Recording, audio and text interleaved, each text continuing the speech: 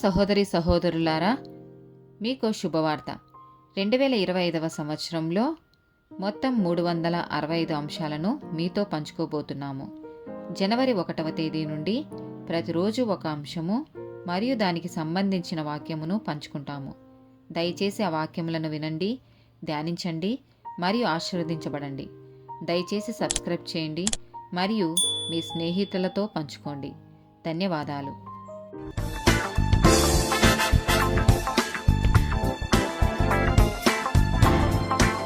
219th day topic పరిపక్వత.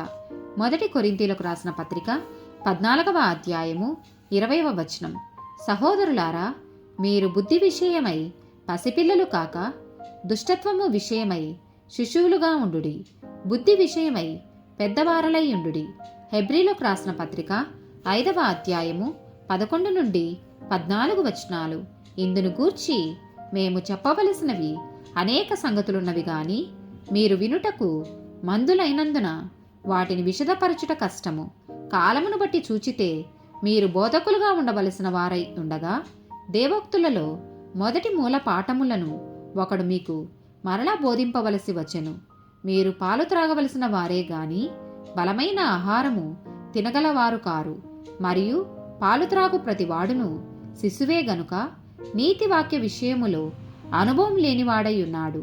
వయసు వచ్చిన వారు అభ్యాసము చేత మేలు కీడులను వివేచించుటకు సాధకము చేయబడిన జ్ఞానేంద్రియములు కలిగి ఉన్నారు గనుక బలమైన ఆహారము వారికే తగును. ఎఫెసీలకు రాసిన పత్రిక 4వ అధ్యాయము 13 నుండి 15 వచనాలు. పరిశుద్ధులు సంపూర్ణులగునట్లు క్రీస్తు శరీరము క్షేమాభివృద్ధి చెందుటకును పరిచర్యా ధర్మము జరుగుటకును ఆయన కొందరిని అపోస్తులను గాను, కొందరిని ప్రవక్తలను గాను, కొందరిని సువార్తికులను గాను, కొందరిని కాపరులను గాను, ఉపదేశకులను గాను నియమించెను. అందువలన మనమిక మీదట పసిపిల్లలమై ఉండి మనుషుల మాయోపాయముల చేత వంచనతోనూ తప్పు మార్గమునకు లాగు కుయుక్తితోనూ గాలికి కొట్టుకొని పోవునట్లు కల్పింపబడిన ప్రతి ఉపదేశమునకు ఇటు అటు కొట్టుకొని పోవచ్చు అలల చేత ఎగురగొట్టబడిన వారమైనట్లుండక ప్రేమ కలిగి సత్యము చెప్పుచు క్రీస్తు వలె ఉండుటకు మనమన్ని విషయములలో ఎదుగుదము. ఫిలిప్పీలకు రాసిన పత్రిక 3వ అధ్యాయము 12 నుండి 16 వచనాలు. ఇది వరకే నేను గెలిచితినని అయినను, ఇది వరకే సంపూర్ణ సిద్ధి పొందితినని అయినను నేను అనుకొనుట లేదు గాని, నేను దేని నిమిత్తము క్రీస్తు యేసు చేత పట్టబడితినో దానిని పట్టుకొనవలెనని పరిగెత్తుచున్నాను. సహోదరులారా, నేనిదివరకే పట్టుకొని ఉన్నానని తలంచుకొనను.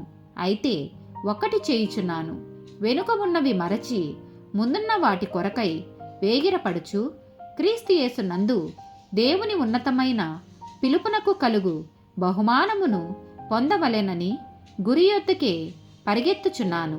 కాబట్టి మనలో సంపూర్ణులమైన వారమందరము ఈ తాత్పర్యమే కలిగి ఉందము.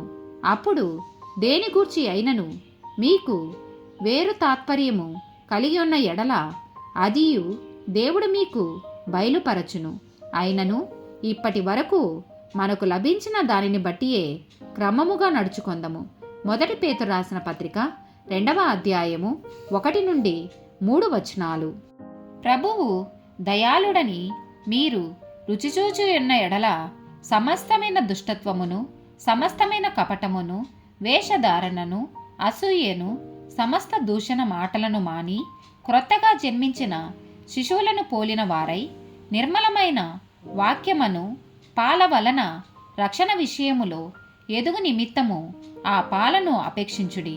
2వ పేతురు రాసిన పత్రిక 1వ అధ్యాయము 5 నుండి 9 వచనాలు.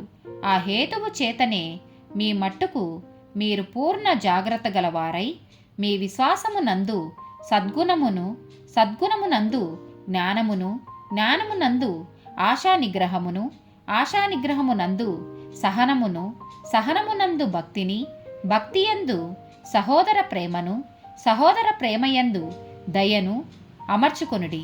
ఇవి మీకు కలిగి విస్తరించిన ఎడల అవి మన ప్రభువైన యేసుక్రీస్తును గూర్చిన అనుభవ జ్ఞాన విషయములో మిమ్మును సోమరులైనను నిష్ఫలులైనను కాకుండా చేయును.